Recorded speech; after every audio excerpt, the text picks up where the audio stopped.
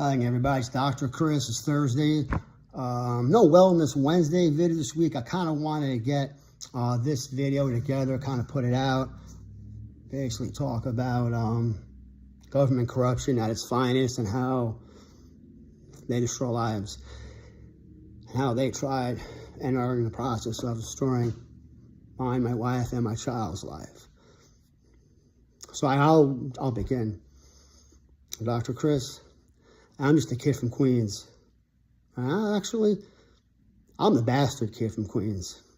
And I'll explain that bastard part in a minute in the video, so you'll see that.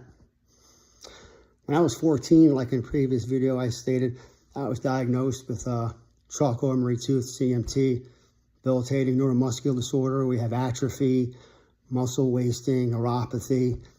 That's how I was diagnosed at 14. Several doctors told me that by the time I'd be 20, 21, I would, wouldn't be able to use my arms and my legs. I'd be in a wheelchair. Well, 13 major surgeries later, I've had two the past 4 years, and I'm still kicking. I'll be 50 end of September 25th, and I guess I should say I went past my expiration date that the government even thought that could imagine. So I'm here, and now the story begins. So my wife and I came out to Arizona. I'm a chiropractor, she's a naturopath, so we kind of work together, family business, and live the American dream, right? Pay bills, eat, work, and whatever, have fun.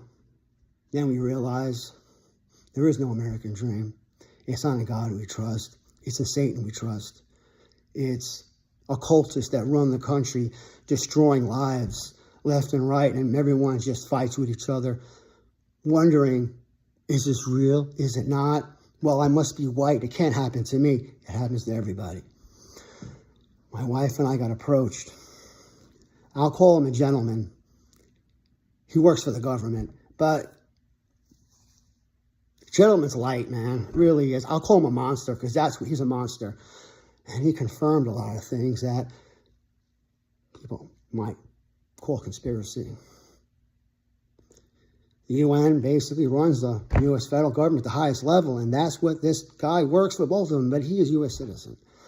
So he approaches me, and he tells me a story.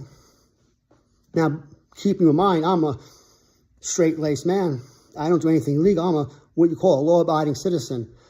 So he said that to me. He goes, man, you're a law-abiding citizen. He goes, the government just can't find a way. I was like, what way? He goes, they want you eliminated. They don't want you around. And I'm like, excuse me? I was, I'm born here. I pay tax. Like, what do you mean they don't want me here? He goes, it's your bloodline. He goes, they don't like it. So I changed my name from Piccarelli to Thomas. I never liked my biological dad. He treated me like a dog. So I changed my name. So I says my late dad. Well, that now was dead, but then he was alive. I go, Chris Piccarelli? I go, no, he's nothing to them. He goes, it's your biological dad. Now let me say time out for a second before I continue with my biological dad. This man works for the federal government. He told me my biological dad's name. I met the man about 3 or 4 times at my mom's banquet. She worked, shook his hand, and later in life I had communication with him. He confirmed he was my dad. I've had friends that know him came up to me. I won't say their names, I'm a man of my word, but they even told me that's my dad. And when my parents were alive, they're both deceased. When I confronted them about it, they were actually annoyed that I knew that my mom had an affair. Okay, I'm sorry. And I'm the bastard child, like in the Bible. They were annoyed that I knew the truth. All I wanted was the truth. I'm an adult. They were actually annoyed that I knew that some other gentleman was my dad. Okay.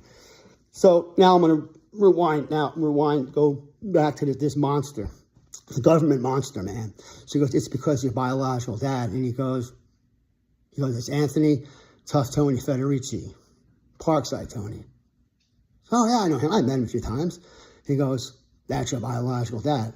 Now, when I say that, I mean no disrespect to his wife, his kids, their friends, and I'm not even asking for anything. This is my story. Take it or leave it. So he goes, that's your dad. I said, okay. I mean, I'm not disrespectful. Okay, I didn't meet him, and he confirmed. Okay, so he goes, the government, the federal government at the highest level, does not like his bloodline. I'm like, you gotta help me out here. I'm lost. I'm lost, man. He goes, his Federici bloodline goes back to the Vatican. It goes up to Medici. So I looked at him, what, like Lorenzo the Magnificent, Cosmo? He goes, exactly. It's the Medici bloodline. So the whole Renaissance thing, all that, Medici. So wow, it's pretty interesting. He goes, well, maybe for you it is, but the federal government wants to destroy that bloodline. I said, oh, okay. And that's when he said, and they tried before in your life. And I looked at my wife, and she looked at me. And I looked at the federal government, man. And I said, you mean my? He goes, exactly, your condition. It's kind of weird he said that because arsenic has about a half-life, 3, 5, maybe 2.5 weeks. When I was diagnosed at 14, because no one in my immediate family had my condition, I ran all sorts of tests, this and that. And they found out I had trace amounts of arsenic poison, even at 14, in my organs. So I looked at him and I said, heavy metals, isn't it? He goes, yeah, arsenic. He told me. And I said, I knew. He goes, they found a way, the federal government of the highest level here. So arsenic poisoned me for the first 3 years of my life, which I'll get into another video at another date. So I said, oh, really? He goes, yes.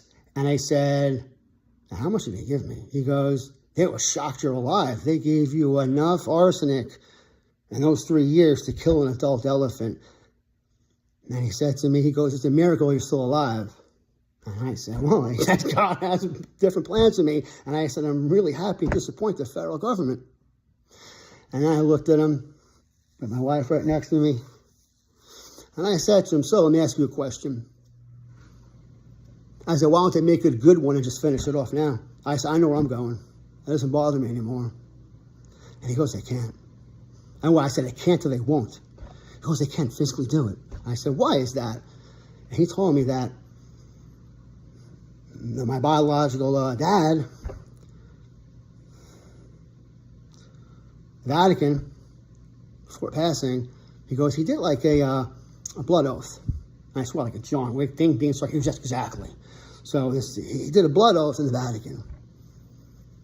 Basically making myself, my wife, my daughter, bloodline, you can't harm us physically. So I'm like, okay. And he said, the federal government, the highest level here, is absolutely pissed about that. And he goes to me, they're going to destroy you. He goes, you know those 2 investments you did? I go, yeah. He goes, oh, that was them. Your business, they keep on messing with you, taking your money. He goes, they're just hell-bent on making you die on the streets. If they can't physically do it, they'll do it another way. Can you all stop and hear this for a second? The federal government doesn't like my heritage, doesn't like my bloodline. I'm a law-abiding citizen. So they have this monster tell you this. He's the breaker of families, the breaker of people. To go there and tell you that the federal government is going to destroy you, take your life away because you're not one of them.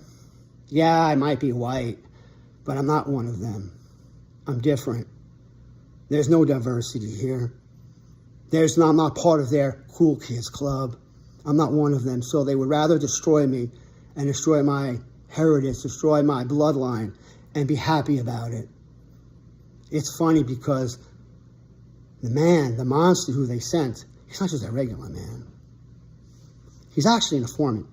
His name is Curtis Lamont, a.k.a. Charlie Brown, a.k.a. real name Sean O'Malley. He was, in the 90s, one of the biggest coke dealers in the Michigan Midwest, up to Northeast. Hence, White Christmas Charlie Brown. They nicknamed him Charlie Brown. And this is their informant, going around wrecking people's lives because the federal government just doesn't like you. So they will destroy you. Pure, out of Nazi Germany. This is basically Satanism at its best. It's not a God we trust. We're going to destroy you because you're different. We're going to destroy you because you're not one of us. Amazing how the country that I was born in I can't even call home anymore because of not only what it did to my wife and myself, but more important, of my daughter, and the horrors that she has to hear and everything that we go through because the federal government at the highest level sees to make it that way. Well, I'm still here, and I'll be a thorn on your side till the day I go. You know, like I said before, I'm just a bastard kid from Queens. When I confronted my parents about, hey, is this guy my dad? And it wasn't because of, I don't care, I'm not going to go up to his family, hey, that's my, no. But like, we all have kids, you don't know how it goes. Once they say no, everything's why? All I want to know was why. Is that the truth? Why? When I confronted my parents about it, they just owned me. It's like, I'm not supposed to know as an adult. I'm not supposed to know the truth as an adult of what happened in life.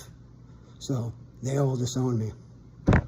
The people from my biological side, I don't know them, I'm not mad, but that is what it is. And the federal government wants me gone. It's a horrible day in this country. But with God, I've learned the truth always prevails. This is Dr. Chris. Stay tuned for more videos.